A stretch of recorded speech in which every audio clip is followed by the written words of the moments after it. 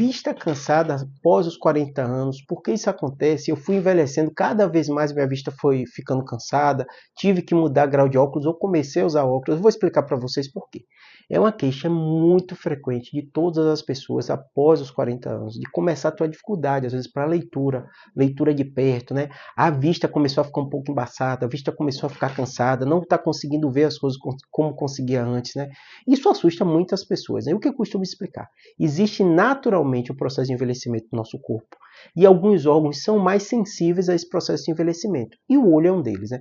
E por que eu explico isso? Chega muito paciente com a gente na neurocirurgia, e aí às vezes encontrou meningioma, às vezes encontrou aneurisma, às vezes encontrou cisto aracnoide, e ele acha que a visão dele está ruim por causa dessa lesão. E às vezes eu falo que não tem relação nenhuma, né? O meningioma às vezes é pequeno, não precisa de nenhum tipo de tratamento, às vezes o neurinoma é pequeno, às vezes o aneurisma está na localização que o risco não é tão grande e é pequeno também. Tem todos esses cenários e o paciente fala assim, mas por que minha vista está assim?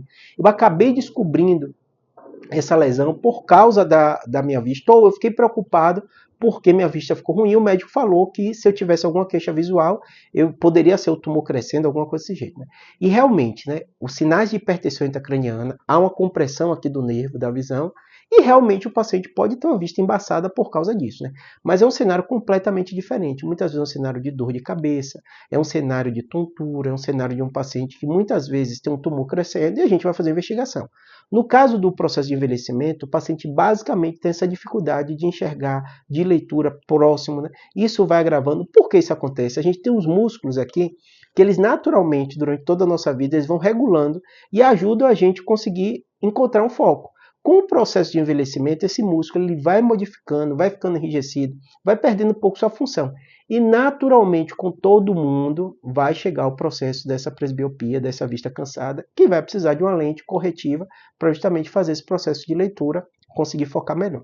Isso é muito importante você entender porque é um processo normal e natural do envelhecimento. Falo com meus pacientes.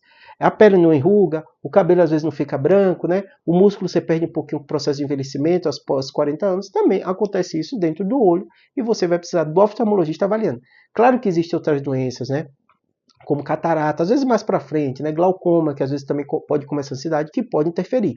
E aí o médico vai fazer toda a avaliação para você, o oftalmologista, para ver se é mesmo essa vista cansada por biopia, se é catarata, se é algum outro tipo de doença. É importante. A vista não está legal, procura oftalmologista. Espero que tenha ajudado. Abraço.